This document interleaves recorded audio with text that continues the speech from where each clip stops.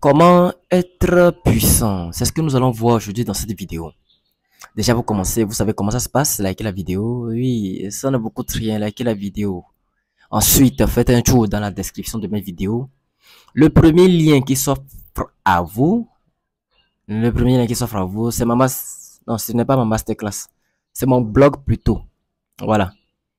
Ça vous renvoie sur mon blog où vous pouvez vous approprier mes pensées. Ce sont les articles que je rédige là-bas, qui sont là-bas. Oui, bien sûr, voilà. Ensuite, le deuxième lien, c'est ma masterclass, une formation à partir sur Trini Forest. Voilà. Et aujourd'hui, dans cette vidéo, nous allons voir comment être puissant. Comment être puissant. Comment être puissant. Comment être un homme puissant. Être bazar. Comment être un homme puissant. Comment être puissant en général. Comment être une femme puissante. Vous savez, la puissance ne se résume pas seulement aux gens masculins. Hein? Non, aux gens masculins, non. Il y a des femmes fortes. Des femmes qui deviennent des présidentes, des femmes qui deviennent des ministres, des femmes qui deviennent des cadres. Et donc aujourd'hui, nous allons voir comment être puissant en général, y compris les hommes, y compris le genre humain, bon, oui, y compris les hommes, bien sûr, et y compris également les femmes, y compris le genre humain en général, c'est-à-dire les femmes et les hommes. Alors, comment être puissant? Bon, qu'est-ce que je vous ai noté ici comme idée? Il est important de noter que la puissance peut être interprétée de différentes manières. La puissance peut être interprétée de différentes manières, notamment en termes de force physique. Avoir les gabarits aussi, c'est une forme de puissance. Hein. Quand tu es musclé, bien costaud, bien taillé, quand tu as le physique d'un dieu grec. C'est ça on dit souvent, non? Quand tu as le physique d'un dieu grec. C'est aussi une forme de puissance. Ensuite, bon, donc je dirais que, bon, notamment en termes de force physique, d'influence sociale. Oui, influence sociale. Tu es connu, tu es célèbre, tu es très influent.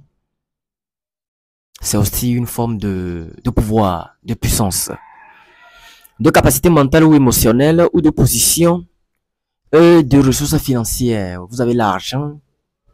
C'est aussi une forme de puissance. C'est aussi une forme de pouvoir. L'argent, le pognon, le fric, le jet, l'argent, le jackbait. Tout ça, ce sont les synonymes de l'argent. C'est aussi une forme de puissance, ouais. Notamment si nous avons la position, la notoriété. C'est-à-dire vous êtes PDG, vous êtes DG, vous êtes tant, vous êtes ceci, vous êtes cela. C'est aussi une forme de puissance.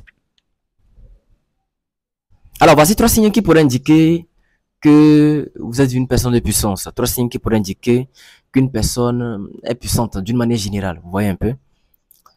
En numéro 1, nous pouvons parler de quoi? En numéro 1, nous pouvons parler d'influence et du leadership. En numéro 1, mettons l'influence. Disons, j'ai mis l'influence et le leadership. Une personne puissante a souvent la capacité d'influencer les décisions. Vous voyez un peu? Les comportements et les opinions des autres. Ça, c'est vrai. Si vous constatez que les gens autour de vous écoutent vos idées, suivent votre exemple ou vous regardent pour obtenir des conseils et des directives, cela peut être un signe que vous avez un certain niveau de pouvoir. Les gens vous écoutent, les gens les gens prêtent attention à vos idées, les gens mettent en pratique vos conseils, ce que vous avez à donner comme valeur. Vous voyez tout le bazar? Cela pourrait indiquer que vous avez un certain niveau de puissance, croyez-moi. En point numéro 2, nous avons la résilience face à l'adversité. La puissance peut également être mesurée par la capacité d'une personne à surmonter les obstacles. Votre capacité notamment à surmonter les obstacles et à rester calme et efficace dans les situations stressantes. Si vous êtes capable de gérer efficacement les crises et de maintenir votre sang-froid, lorsque d'autres pourraient paniquer ou abandonner, cela peut indiquer que vous avez une force intérieure considérable. Ça, c'est vrai. Ça, c'est vrai. Et oui, il n'y a pas de débat là-dessus encore. Je ne sais pas ce que je pourrais dire encore là-dessus. Ça, c'est vrai. C'est totalement vrai. On y va. En point numéro 3, l'autonomie. Bon, autonomie et indépendance. Je vous ai noté ça en point numéro 3, autonomie et indépendance. Être en mesure de prendre des décisions de manière autonome et d'avoir le contrôle sur votre propre vie peut être un signe de puissance. Être en mesure de prendre des décisions. Oui, c'est vrai, en prenant des décisions, certaines de vos décisions peut être influencées par des personnes tiers, peut être influencées par des gens, par votre famille, par vos relations, vos amis, bien sûr, tout ça. Mais la vraie puissance réside où? La vraie puissance réside dans votre capacité à prendre des décisions par vous-même et à les appliquer par vous-même, sans toutefois la vie des personnes tiers, sans toutefois la vie, sans toutefois les opinions, sans toutefois adhérer aux opinions, aux avis des personnes tiers, des personnes que vous connaissez ou bien de vos proches et tout le bazar, vous voyez un peu? Bon, ou bien, n'est-ce pas? Ou bien. Donc, être en mesure de prendre des décisions de manière autonome et d'avoir le contrôle sur votre propre vie peut être un signe de puissance. Cela inclut la capacité de se fixer des objectifs et de les atteindre sans dépendre excessivement des autres. Vous savez, dans votre quête vers le succès, dans votre démarche, dans le processus vers votre succès, bien sûr, dans cette route parsemée d'embûches, parsemée. C'est parsemé qu'on dit bien parsemé. Je pense qu'il a parsemé ou parsemé. Bon, disons. Après, j'irai chercher. Donc, je disais donc que sur cette route parsemée d'embûches, d'obstacles vers votre réussite, vers la quête du succès, bien sûr, vous aurez besoin de mains valides, de bras forts pour vous aider à atteindre votre objectif défini. Votre objectif clair, clairement défini. Mais sachez que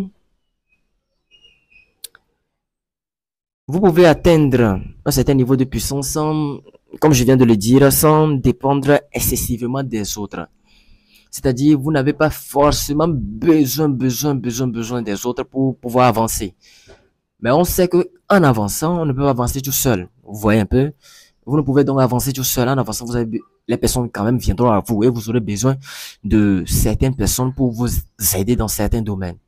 Mais, disons, dépendre, comme je viens de le signifier sur mon article ici, dépendre excessivement, le vent qui souffle un peu là, dépendre excessivement des personnes pour avancer, excessivement je dis, ce n'est pas vraiment un signe de puissance, vous voyez un peu, et vous n'avez pas besoin vraiment de dépendre excessivement des personnes, bon, je parle d'une manière générale, hein, des personnes pour pouvoir avancer, ouais.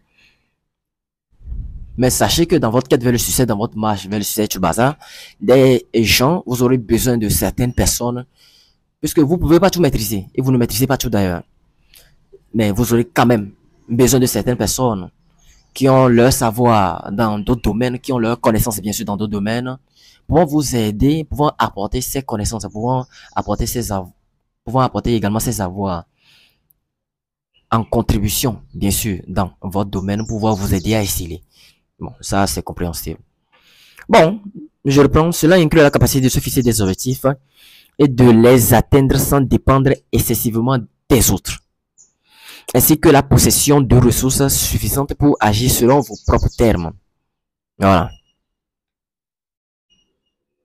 Parce que le point que nous sommes en train de traiter, c'est l'autonomie et indépendance. Vous voyez un peu? Ainsi que la possession de ressources suffisantes pour agir selon vos propres termes. C'est compréhensible.